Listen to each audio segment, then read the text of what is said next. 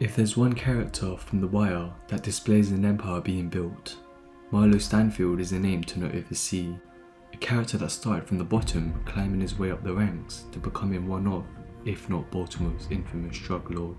Known for his ruthlessness and notoriety, he is one of the very few characters that make it to the end of The Wire. Many characters throughout the show are either caught by the feds or killed by other rival gang members, yet he manages to survive to the end despite being a kingpin with many eyes on the crown. Marlo enters the game with a strict intention of taking over Baltimore's criminal enterprise, and his journey was most definitely an interesting one to analyse, with many tough decisions to get to the top. And in this video I'm going to be discussing his journey from a local gangster to becoming Baltimore's biggest drug lord. Use my name in the street.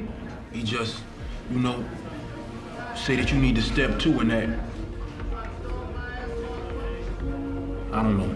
He just running his mouth. So. You call me a punk? Man, you ain't need that on your mind. What the you know about what I need on my mind, My name was on the street.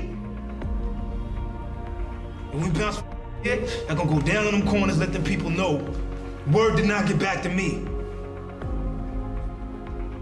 Let them know Marlo stepped to any Omar, Barksdale, whoever. My name is my name.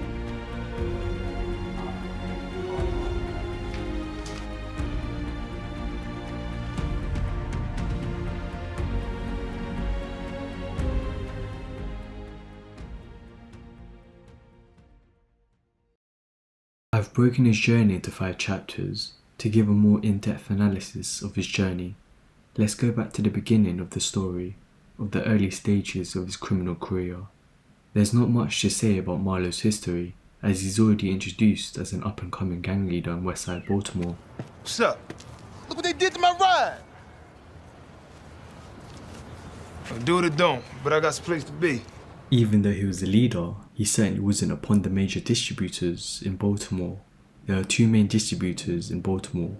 Avon Barksdale, he's the main authority figure of Westside Baltimore, and the man who went by Proposition Joe, the main authority figure of Eastside Baltimore, who becomes an important character later on. It all starts when Avon wanted to share territory that belonged to Marlo Stanfield, so he gets one of his soldiers to propose an offer where they would share Marlo's territory in exchange for their high quality drug supply. Can we talk? I need you to walk back up there and pack up your people.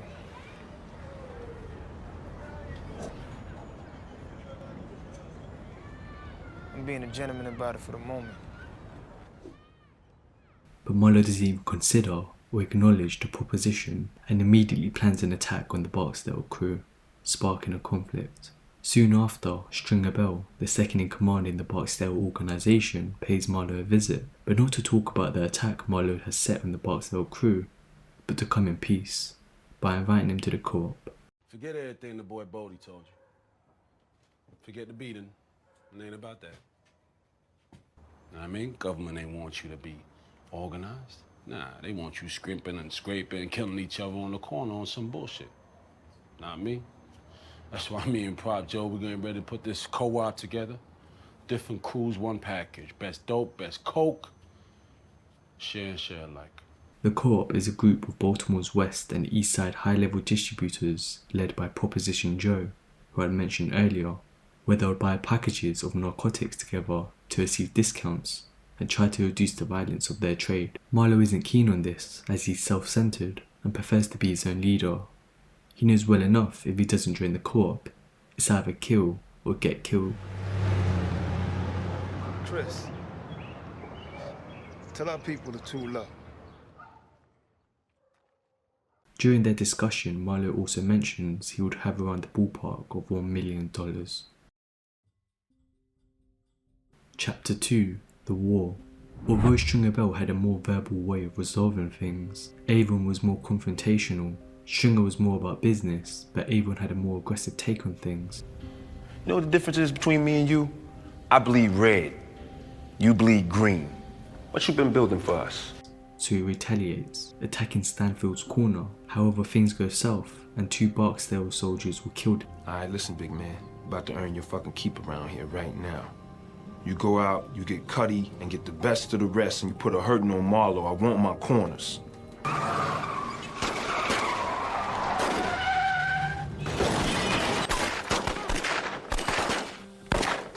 During this time, the feds are also onto the two organisations, so both parties aren't just at war with each other, but with the police as well.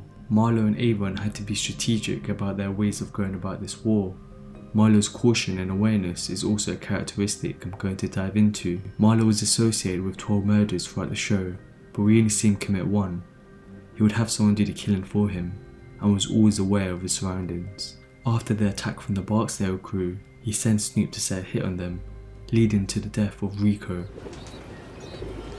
Your turn, girl. It's about time. For real. It seems.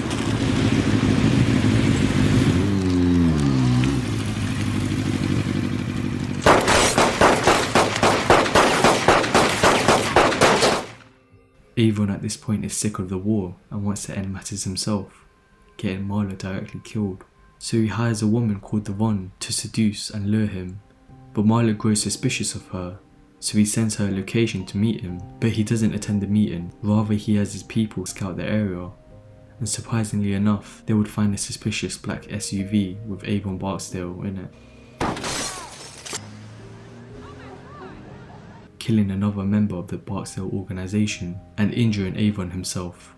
And just as we thought that was enough, Marlo would then go and track down Devon and personally shoots her for betraying him. This is the only murder we see Marlo commit in the entire show. Soon the war ends. As I mentioned earlier, they're not just at war with each other, but with the police too. And it was only a matter of time until the police cracked down on Avon.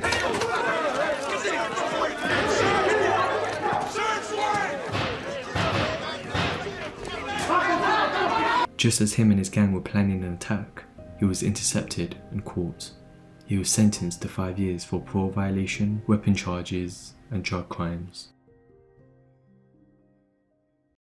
Chapter 3. The Rise. After attending Avon's court hearing, he understands the crown has been passed over. Marlo is now the kingpin of Westside Baltimore, and this is where we see Marlo grow stronger than ever, and he furthers his reputation around the neighbourhood by giving away money to children, one of them being Michael Lee, a 14-year-old who at first rejects the money and stands his ground. Yo, thanks, man.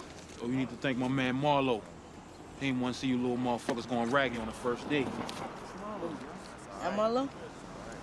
Nah, man, no thanks. But you ain't gotta do nothing for it. No, thank you. But later on he would become a lieutenant in the Stanfield corner. Being the kingpin meant more exposure. The major case unit targets Stanfield and begins to infiltrate his organisation using wiretaps. However, nothing was found, but suspicions are raised. Marlo would be switching phones ever so often and was always cautious of his surroundings. So, your boy been assigned to what they call the major crimes unit. You know what? They the motherfuckers that did the last 3 city wiretaps. You ain't still using burners, is you? Dumping them every 2 weeks. But the feds weren't the only issue, as we have Omar Little, a notorious gangster causing trouble with the Stanfield crew. He would constantly rob Stanfield's corners, taxing his fair share, and badmouthing Marlo on the street, damaging his reputation. Hey, yo, y'all put it in his ear. Marlo Stanfield is not a man for this town. You dig? So with little to no choice left, Marlo agrees to join the New Day Co-op to learn more about both Omar and the mountain police interest in him. As well as this, the prices of the supply would decrease as it was purchased in wholesale as a group. Being in the co-op was supposedly less risk, as they would work together rather than against, hence lower exposure to the feds. And although that is true, it also meant that Marlo's exposure to enemies would also increase, as more people from the co-op would know his whereabouts. I know of a card game on the west side. High rollers, lots of cash money, boxcar size. There ain't at least a few $100K in that room, I wish myself blind. We see this becoming a recurring problem when Omar threatens Joe, leading to him getting robbed. It wasn't the fact that he was robbed that concerned him, it was how easy it was for Omar to find Marlo. I can find your peoples a whole lot easier than they can find me. And on another occasion, Omar would rob the entire shipment of the co-op supply, sparking suspicion of a snitch in the co-op. As well as this, Marlo's murder victims were discovered, A massive police investigation begins and his history is starting to catch up to him. However, nothing can be traced back to him and he walks a free man. He uses Pop Joe in order to learn more about money laundering, and he also manages to track the co-op suppliers through Avon Barksdale. Although Avon was in jail, he was a very well connected authority figure, so he demanded $100,000 for the connect. Of course, Marlo being the businessman he is, he accepts. And now that he had no further use for Pop Joe, he had learned what he needed, he has him murdered, so he could take over the co-op. In which he does, and he becomes the leader of the co-op, where he would increase the prices of the supply to the members in the co-op, forever in his millions. After overcoming many obstacles and enemies, just as he thought he had it all, he, alongside his gang, were arrested. The police managed to intercept Marlo and the supplier's cell phones, which enabled them to track where and when a meet was going to take place. Luckily for Mr. Stanfield, who was able to walk free, due to technicalities in the way the phone taps were set up, but was forced to leave the game as the police were onto him and his crew had been disbanded. He announces his retirement to the co-op members, but before leaving he gives up the Connect for $10 million. Yes, the same Connect Avon sold him for $100,000. The final scene we see Marlo is him getting released from prison, and we can see he immediately gets into a fight, indicating he might get back into the drug game, but there's no certain answer as the show ended there.